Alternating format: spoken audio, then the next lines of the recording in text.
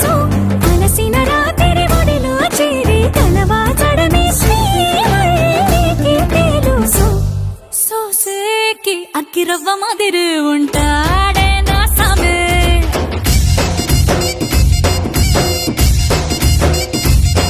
మెత్తాని పత్తి పువ్వుల మరి సంటోడే నా సామే